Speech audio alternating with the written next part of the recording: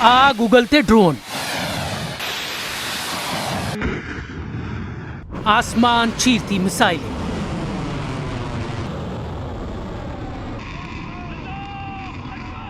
बम धमाकों के बाद खौफ।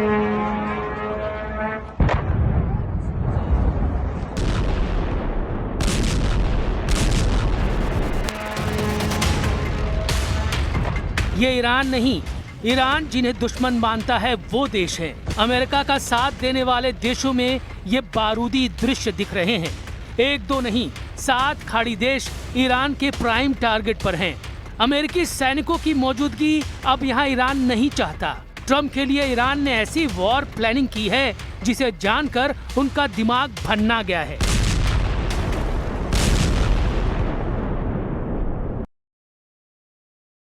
ईरान का ऐलान, 10 साल तक अमेरिका को पीटते रहेंगे।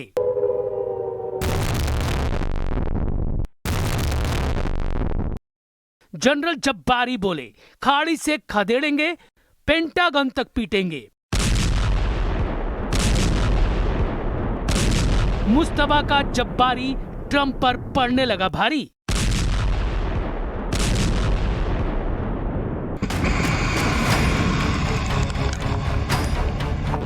ईरान के वॉर कमांडर बड़े जिद्दी हैं, जुझारू हैं, उतने ही खूंखार भी हैं। उनमें भी जनरल जब्बारी सबसे कुख्यात हैं। जब्बारी ने ट्रंप को धमकी दी है कि 10 साल तक ईरान ने अमेरिका से युद्ध की तैयारी कर ली है। ट्रंप चाहे जितने बम बरसा ले, चाहे जितनी एयरफोर्स लगा ले, अब युद्ध में वो हावी नहीं हो पाएंगे, क्योंकि ईरान ने अभी अपने सुपर सीक्रेट हथियारों को इस्तेमाल ही नहीं किया है। जब्बारी ने दावा किया कि खाड़ी देशों में ईरान जिन हथियारों के धमाके कर रहा है वो उसकी असल ताकत का सिर्फ ट्रेलर भर है। आसमान चीरती ये मिसाइलें हों या फिर शाहिद और कर्रार जैसे महाविनाशकारी ड्रोन बम, ईरान के सबसे घातक हथियार के आगे कुछ भी नहीं। जब ईरानी किलर हथियार वॉर जोन में होंगे तब क्या होगा? क्या खाड़ी देशों में कयामत आ जाएगी? फिलहाल जो दृश्य है वो भी कम भयावह है।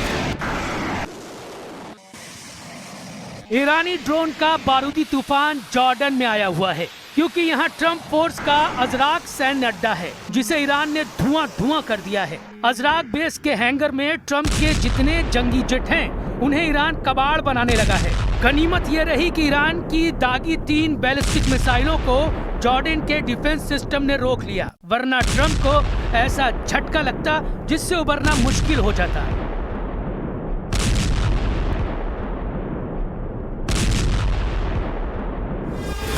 ये कुवैत है।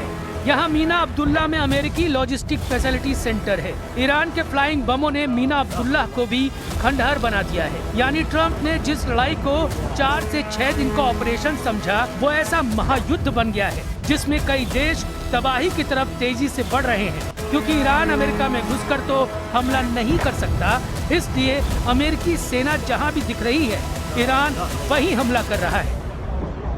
ईरान के ट्रिपल अटैक से अमेरिका परस्त 3 देशों में त्राहिमाम मच गया है। बहरीन में अमेरिका की 5th फ्लीट के मुख्यालय पर हमला हुआ है। जॉर्डन में किंग फैसल बेस पर मिसाइल फटी और कुवैत में अमेरिका का ईरान ने हथियार गोदाम उड़ा डाला है। जॉर्डन के मुवफ्फक साती एयरबेस पर ईरान ने हमला किया।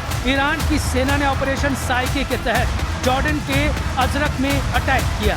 फारसी में साइके के माने होते हैं थंडरबोल्ट। ईरानी सेना के मुताबिक इस हमले में उन जगहों को निशाना बनाया गया है जहां F-15 लड़ाकू विमान तैनात किए गए थे। तो ईरान के तेवर बेहद खतरनाक है, वो पीछे हटने के मूड में नहीं है। दूसरी तरफ ट्रंप हैं जिन्होंने 3 दिन में 3 बयान दे डाले।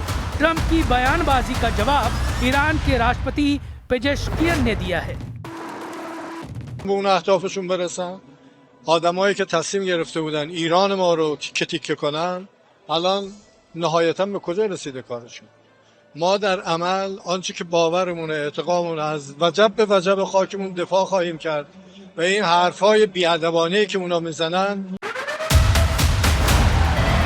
पेजेश्कियन ने यकीन दिलाया कि युद्ध में अमेरिका को कुछ हासिल नहीं होने वाला। ईरान के टूटने के सपने देख रहे इजराइल को भी ईरान करारा जवाब देने की तैयारी कर रहा है। लेकिन सुपर पावर का स्टैंड पल पल बदल रहा है। तो क्या अमेरिका बैकफुट पर है? क्या ट्रंप अपना गियर चेंज करने वाले हैं। सिग्नल मिल रहे हैं कि अमेरिका शर्मनाक युद्ध शुरू कर सकता है। ट्रंप ने ईरान के पुल और पावर प्लांट की तबाही की धमकी जब से दी है, तब से सुपर पावर के जंगी हथियारों का ईरान के नजदीक पहुंचना तेज हो गया है। अमेरिकी सेना ने ईरान के खिलाफ नौसैनिक नाकेबंदी फिर से लागू कर दी। नाकेबंदी के बारे में जानकारी देते हुए अमेरिकी सेंट्रल कमांड ने बताया कि ईरान पर हमले के लिए अमेरिकी नेवी के 20 से ज्यादा युद्धपोत और सैकड़ों विमानों ने मोर्चा संभाल लिया है। ईरान की मीडिया ने दावा किया कि ताजा अमेरिकी बमबारी से उसके 10 सैनिकों की मौत हुई है। ईरान के हिंगाम आइलैंड और बंदर अब्बास में भी धमाके हुए। केशम द्वीप और सीरिक पर भी हमले हुए। अमेरिका ने इन हमलों के वीडियो जारी किए हैं, जिसके बाद रेवोल्यूशनरी लड़ाकों ने धमकी दी है कि अगर ट्रंप ने हमले बंद नहीं किए तो पूरी दुनिया को तेल युद्ध झेलना पड़ेगा। ईरान ने धमकी दी है कि अब इस धमाके से तेल और गैस का एक्सपोर्ट या तो सभी के लिए होगा या फिर किसी के लिए नहीं। पहले राउंड में ईरान ने ट्रंप को फ्यूल पावर से झुका दिया था। अब की बार ईरान 10 साल का जज्बा लेकर युद्ध में उतरा है। ईरान में IRGC यानी रेवोल्यूशनरी गार्ड्स ने कह दिया है कि वो अगले 10 साल तक युद्ध लगातार लड़ने के लिए तैयार है, जबकि 4 से 6 दिन का ऑपरेशन बताने वाले डोनाल्ड ट्रंप अब इस युद्ध को जल्द से जल्द समेटना चाहते हैं। अब अंदाजा लगाइए कि 6 दिन का ऑपरेशन कैसे 6 हफ्ते और फिर 10 साल तक लड़ने के लिए तैयार हो चुका है ईरान। और वो बता रहा है कि इस युद्ध को या तो वो जीतेगा या फिर कई दुश्मनों को शहीद करके ही रहेगा। ईरान का इरादा बता रहा है कि अमेरिका ब्लंडर कर चुका है। पेंटागन पहले ही आगाह कर चुका था। अब एहसास हो रहा है कि डोनाल्ड ट्रंप ने ईरान से युद्ध लड़ने की तैयारी सही नहीं की, या फिर उन्हें गुमराह किया गया, या फिर इजराइल के कहने पर वो इतने जोश में आ गए कि अमेरिका की सेना को राइफल बिना लोड किए हुए युद्ध में उतरने के लिए मजबूर कर दिया। क्योंकि जनरल जब्बारी जैसे कमांडर कह रहे हैं कि ईरान ने अपनी असली पावर तो दिखाई ही नहीं है। जनरल इब्राहिम जब्बारी की सबसे बड़ी पहचान यह है कि वो वली अम्र प्रोटेक्शन कॉर्प्स के चीफ रह चुके हैं। वो ईरान की सबसे खास यूनिट है जिसका काम सिर्फ एक है, सुप्रीम लीडर की सिक्योरिटी।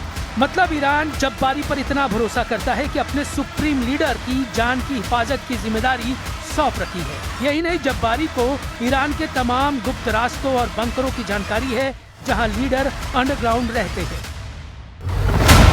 यानी जब्बारी की धमकी को अमेरिका कतई नजरअंदाज नहीं कर सकता। जब्बारी ने ही ईरान के सीक्रेट सुपर वेपन की जानकारी मार्च में युद्ध भड़कने के बाद दी थी। ऐसा जनरल अगर 10 साल तक युद्ध के लिए ललकार रहा है तो अमेरिका की धुकधुकी बढ़नी तय है। वैसे भी अमेरिका इराक से अपना तंबू उठाकर उल्टे पांव लौट रहा है। ट्रंप ने इराक से सेना की वापसी की डेडलाइन तय कर दी है।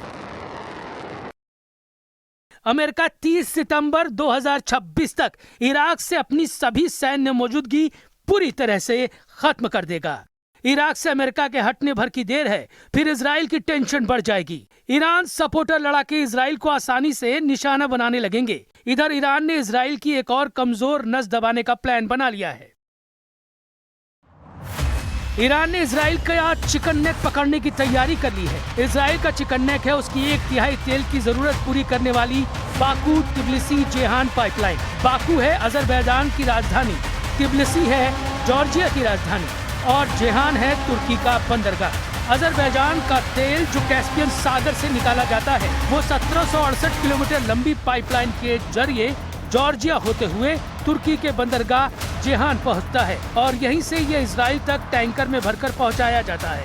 ये टैंक जेहान से निकलकर इजराइल के हाइफा और एश्केलोन पोर्ट तक पहुंचते हैं और इस तरह इजराइल आयात करता है अजरबैजान का तेल। इजराइल का चिकन नेक यानी उसकी तेल सप्लाई को खत्म करना ईरान के लिए बहुत मुश्किल मिशन नहीं, लेकिन नेतन्याहू कह रहे हैं कि ईरान ने अगर उसे निशाना बनाया ऐसा बदला लिया जाएगा कि मुस्तफा खमेनी की जमीन खिसक जाएगी। אגיד לכם רק דבר אחד, לא, אני אגיד את זה למנהיגי איראן. אל תבנו על כך שיהיה שקט אם תתקפו אותנו.